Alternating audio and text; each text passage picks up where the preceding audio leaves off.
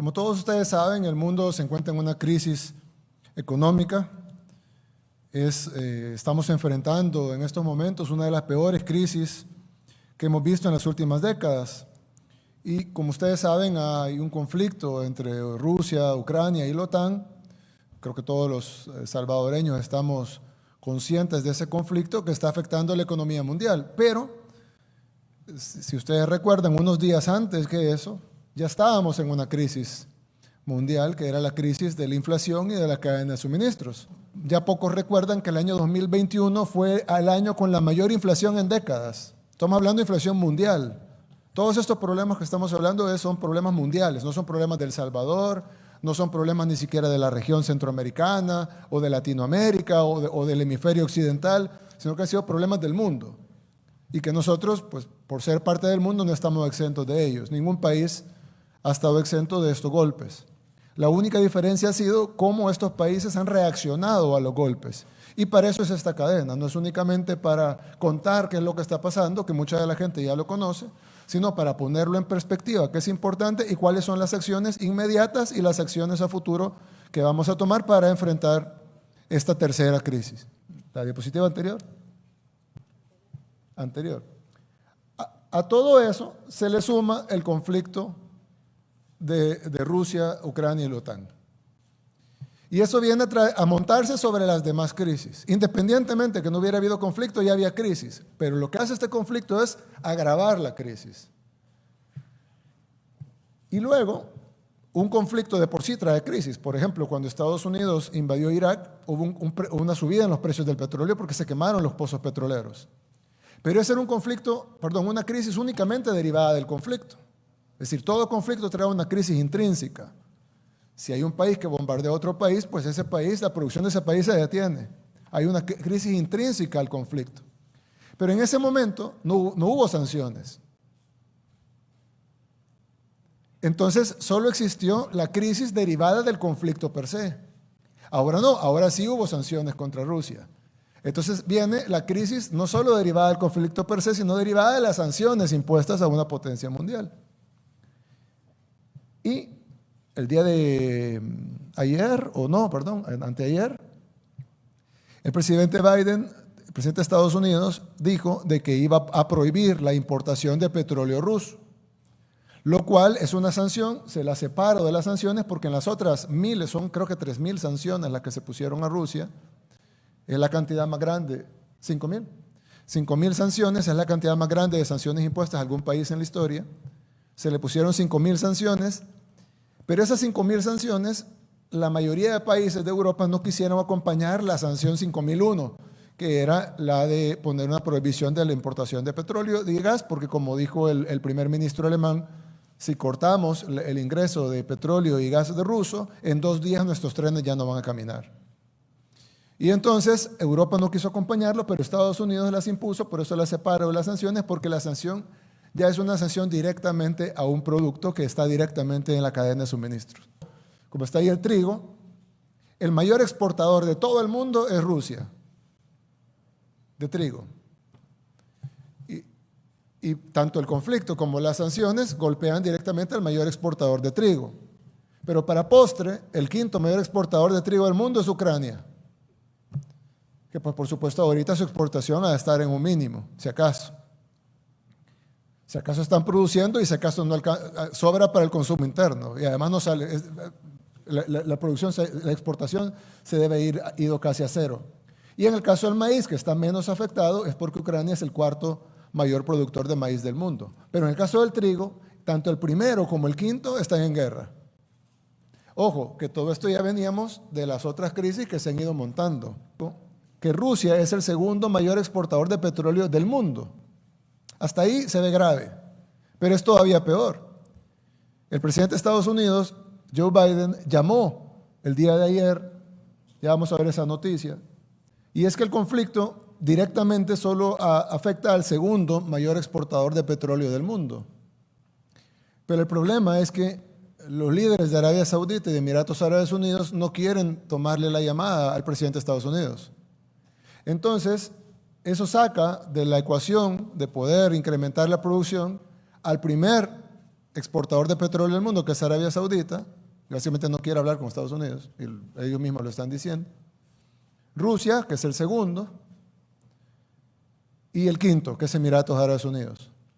Entonces, a Estados Unidos solo le ha quedado su propio petróleo, el que tienen en su tierra y el que tienen en la tierra que tienen invadida. Irak y Estados Unidos, nada más. Y entonces, por eso les ha tocado ver a Venezuela, así como pudiera parecer absurdo que vayan a Venezuela después de todo lo que ha pasado, pero es que lo que pasa es que ya no hay más países. Obviamente hay más países productores de petróleo, pero para poder suplir la producción de Rusia, solo habían dos países que lo podían hacer, Arabia Saudita y Emiratos Árabes Unidos. Ellos lo pueden hacer mañana si quieren, pero ellos le dieron la espalda y no lo quieren hacer. Entonces, no pueden subir la producción de Irak más y por algún motivo no suben la producción interna de Estados Unidos. Entonces, ha tocado ir a Venezuela. ¿Por qué resalto lo de Venezuela? Primero, para que se entienda la magnitud de la crisis, pero segundo, porque si Estados Unidos ha tenido que ir a Venezuela, imagínense nosotros. Estados Unidos es el país más poderoso del mundo, sin ninguna duda. Y si a ellos les ha tocado ir a Venezuela, a donde es su enemigo, a pedirle petróleo, imagínense nosotros qué hacemos. Le llamamos nosotros a Arabia Saudita para que suba la producción. Obviamente nos toca comprar el petróleo al precio que está en el mercado, así suba a 5, a 6, a 7, a 10, a lo que tenga que subir. No tenemos otra opción más que recibir el golpe y tratar de paliarlo para la población lo que podamos. Y por eso es que los he convocado a todos aquí, porque vamos a tomar varias medidas para tratar de aliviar a la población. Si bien la gente tiene que saber y estar consciente que nosotros no tenemos ninguna influencia en lo que está pasando, así como con la pandemia.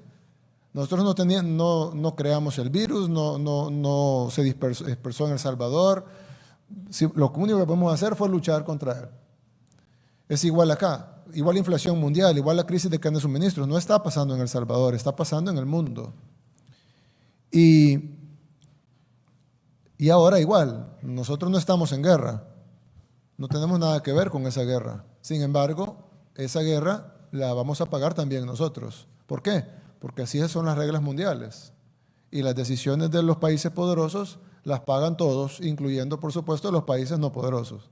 Vamos a suspender inicialmente por 3 meses, digo inicialmente porque esperamos que se estabilice por lo menos la guerra entre Rusia y Ucrania en 3 meses, pero si no, pues tenemos que tomar otras medidas. Pero la primera medida es la suspensión por 3 meses del impuesto del Fondo de Estabilización para el Fomento Económico, lo que el FEFE, lo que mucha gente coloquialmente llama el impuesto de guerra. El impuesto de guerra pues se puso para financiar la guerra. Cuando terminó la guerra se puso para financiar la reconstrucción de la guerra. Y pues nunca se terminó de reconstruir, pero lo importante fue de que luego se utilizó para pagarle a los veteranos de guerra. Es más, esto va a traer un beneficio, después explico lo de los veteranos. Eso va a traer un beneficio directamente de 16 centavos en el precio del galón de combustible. O sea, el combustible, una vez aprobado esto va a pasar por la Asamblea, ¿correcto? Esto hay que llevarlo mañana y hay que pedirles que hagan una sesión especial y se apruebe con dispensa de trámite para que salga rápido. Y creo que tendremos la buena voluntad de la Asamblea, la ventaja de tener una Asamblea fin y no una Asamblea como la que teníamos antes, pero creo que eso va a ser aprobado rápido y que la gente pueda sentir esto en el bolsillo ya el lunes, va a más tardar. ¿Continúa o no? Si no continúa, pues regresa. Si continúa, pues lo vamos a seguir. Se va a hacer otro decreto para renovar la suspensión del impuesto de contribución al transporte, el COTRANS. Eso va a tener un efecto directo en una reducción esa es la segunda medida, va a tener un efecto directo en una reducción de 10 centavos más por galón de combustible. Pues esto va a beneficiar a la población, obviamente, pero solo para que sepan para qué sirve el COTRANS. Esto sirve para pagarle, si tienen la siguiente gráfica, por favor. Eso sirve para pagarle, vamos a perder la recaudación de mitad de marzo, abril, mayo y la mitad de junio, si no continúa, primero Dios no continúe, pero esto nos va a quitar de recaudación 13.04 millones de dólares que vamos a percibir en los primeros 3 meses. Ojalá y termine ahí, pero si no serán 26 y si no serán 39. Ojalá que no. Pero si solo son 3 meses, que es lo que se va a pedir que se apruebe, son 13.04 millones adicionales a lo del FEF. Este es el Cotrans. Y solo para que la gente conozca un poco de qué es el Cotrans, pues los beneficiarios son 6.904 buses que reciben de subsidio $500 por unidad, eso es para poder mantener la tarifa del pasaje de bus, y 3.583 microbuses que reciben $250 por unidad mensual. Al final se pagan $52.2 millones de subsidio al transporte para poder mantener los precios del transporte público. Solo con esas dos medidas la gente tendrá una reducción de 16 centavos por galón, más 10 centavos por galón, son 26 centavos menos a partir de lunes, y si corremos con todo, para que salimos a partir de lunes, ya acordado con las gasolineras y las petroleras, para que la gente pueda percibir esa disminución de 26 centavos en el galón de combustible. Porque pues se da el caso, no necesariamente se ha dado en El Salvador, pero se ha dado el caso, y no dudaría que se ha dado en El Salvador también, de que viene un barco con gasolina regular, pero vienen las pipas que están abajo para recogerlo y traen documentos de gasolina super, para que en la fórmula puedan venderlo como gasolina super, pero el señor que habla otro idioma en el barco, si se entra al barco con un traductor, ahí va a darle la proforma correcta, donde le va a decir si la gasolina, no solo si no es súper o regular, porque a veces vienen coloreadas, sino que además qué octanaje tiene. Porque probablemente están vendiendo de un octanaje y realmente están entregando otro octanaje. Y pues como sabemos, eso afecta, primero que no es justo, porque están pagando un precio por un tipo de gasolina y es otro tipo. Y lo otro es que afecta el rendimiento en los vehículos. Y entonces, pues, una forma de beneficiar a la población va a ser garantizar la calidad y la cantidad y el tipo. O sea, la calidad, pues, que sea del octanaje, el tipo regular o súper, y la cantidad es importante que despleguemos también está el presidente de la Defensoría. Hay que desplegar inspectores de la Defensoría del Consumidor, más, incluso hay que contratar más inspectores para poder desplegar no solo en las embarcaciones y en los lugares de distribución, sino también en las gasolineras, en las bombas.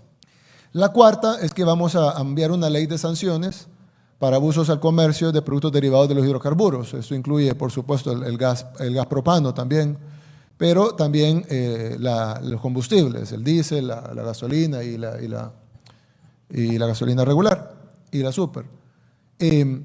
¿Por qué? Porque pasa mucho de que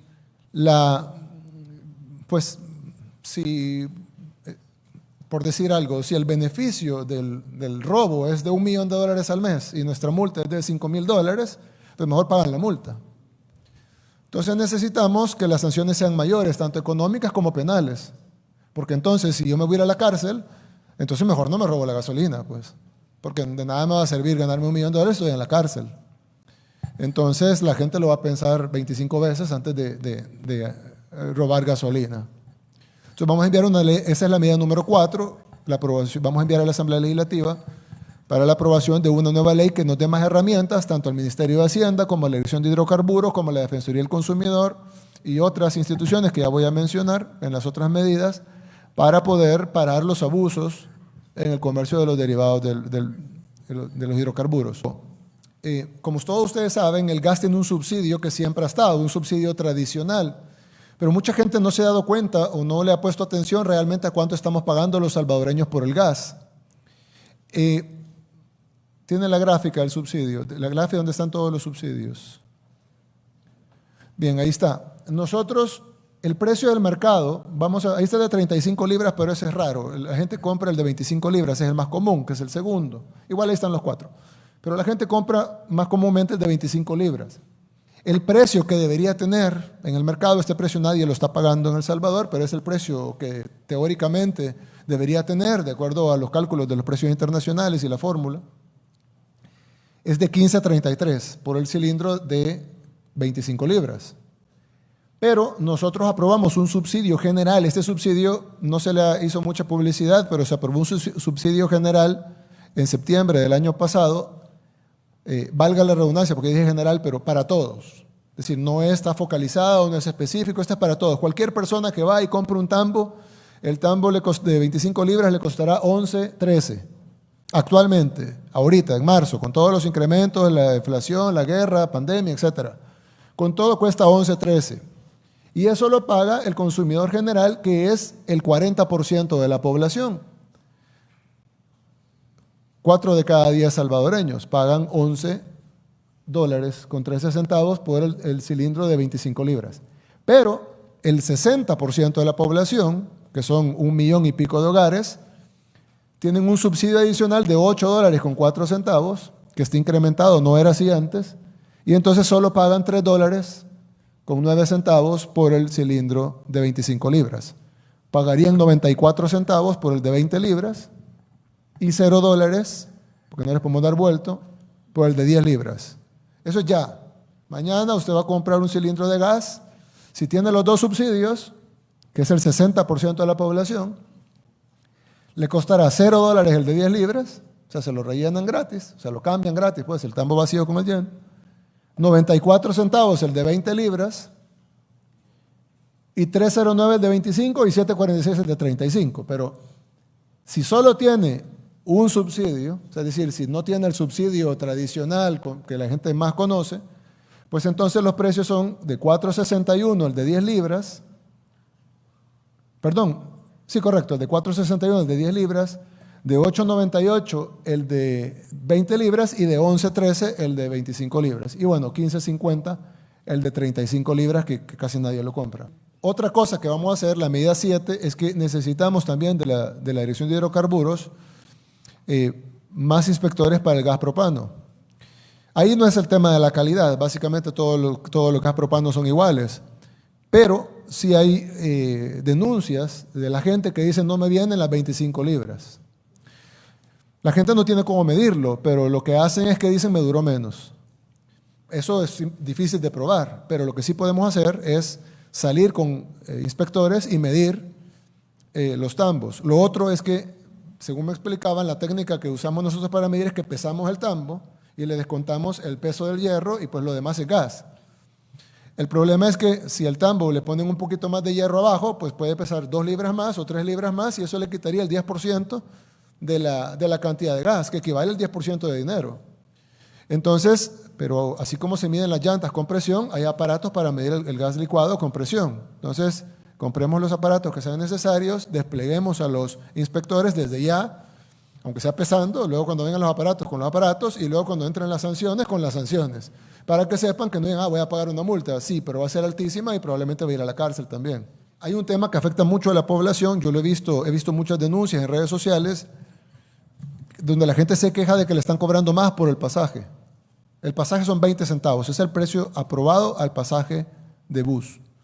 Sin embargo, hay denuncias en las redes, y ahorita que estoy diciendo esto, probablemente estén poniendo en los comentarios, de que hay buses que cobran 25 y hasta 30 centavos por el pasaje. Eso es ilegal. Incluso hay unos buses con aire acondicionado que cobran más y no llevan aire acondicionado, eso también es ilegal. El problema es que pues lo hacen y queda en la impunidad, y entonces, ¿por qué no voy a cobrar 20% más? Dirá algún empresario, no todos, pero dirán algunos empresarios. Ahora, para una persona que gasta 2 buses, hay gente que gasta hasta 3, pero digamos 2 buses para ir al trabajo y 2 buses para regresar a la casa, que es lo usual, digamos, son 4 buses diarios. Estamos hablando de $1 diario, si le cobran una cobra de pasaje, cuando debería estar pagando 80 centavos, que es lo que son 20 centavos diarios. Si trabaja 20 días, que son más, pero si trabajara 20 días al mes, si trabaja 25, peor. Estamos hablando de casi $5. Si trabaja 25, $25. Si trabaja 20, son $4 al mes. Y pues eso es una inflación. Y para alguien que gana el mínimo, pues le afecta más, que pues, probablemente a alguien pues, no le puede molestar mucho pagar $5 más al mes. Pero para alguien puede ser un gasto muy alto. Y si en la familia 3 o 4 viajan en bus, pues ya no son $5, ya son $20 más. Solo de abuso, no de pasaje. Solo de los 5 centavos adicionales. Ya no sé si les cobran 10 centavos adicionales. En ese caso serían $40 más. Totalmente disruptivo para una familia de escasos recursos o incluso ingresos bajos. Entonces, director, necesito que nos despliegue policías junto con ministros, junto con el BMT, para que estén listos para aplicar sanciones a los buses que cobren más de 20 centavos.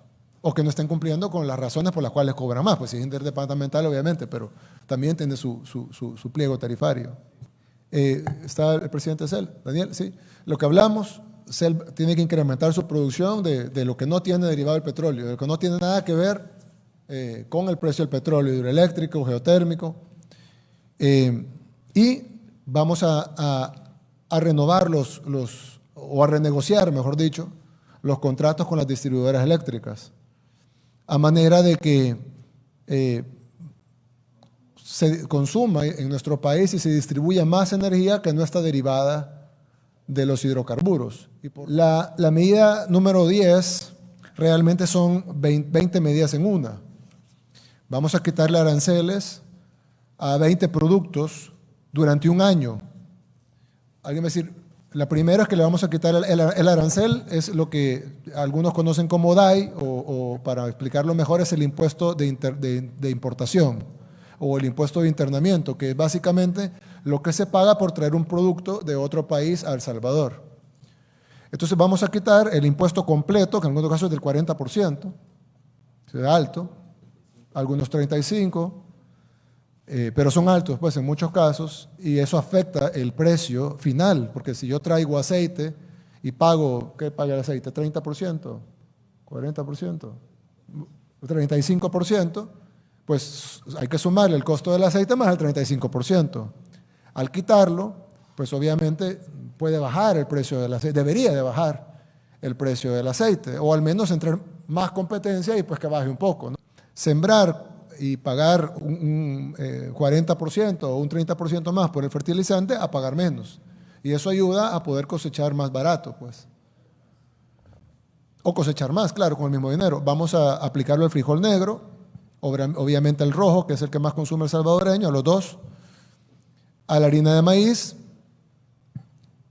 a la harina de trigo, a la leche, al maíz amarillo, al maíz blanco, a las naranjas, a las papas, a los plátanos, al repollo, a los tomates, al trigo en cereal y a los alimentos para animales también.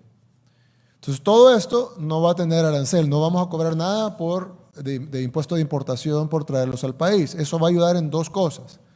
Va a ayudar, bueno, en varias, pues si nos entramos a la cadena de suministros, pero va a ayudar uno porque aumenta la competencia. No solo está el beneficio directo en el precio, que obviamente al quitar el arancel pues hay un beneficio, lo que hablábamos ahorita con el presidente de la Defensoría, sino que además, ¿qué es ese? El beneficio 2, mantener o reducir el precio. Pero también está el beneficio 1, que es el anterior, que es que incrementa la competencia. Si yo antes traía producto de un país que tenía libre comercio, tenía monopolio, porque nadie puede traer de otro lado porque va a tener que pagar un montón de aranceles. Pero ahora al quitar arancel al producto, no al país, de dónde viene, eso va a servir para que la gente pueda traer de otros países. Y entonces, si yo traía aceite yo qué sé, de México porque tengo tratado de libre comercio, pero no lo traigo de Brasil porque no traigo un tratado de libre comercio y tal vez el de Brasil está más barato, pues ahora puedo traer el de Brasil, que está más barato en el mercado internacional. Habrán países, estoy haciendo un ejemplo, tal vez está más barato el de México, pero haciendo un ejemplo, puedo traer el aceite del país más barato que haya, con buena calidad, y traerlo y venderlo sin ningún problema porque el arancel no me va a sacar de la competencia. Y eso va a aumentar la competencia, ampliando la oferta de productos y por ende reduciendo el precio aún más y también dando más gama de oferta para el consumidor, que a la gente también le gusta escoger entre más opciones. A que se ponga la mano en la conciencia, el gobierno está tomando medidas grandes, importantes, que nunca se habían tomado antes.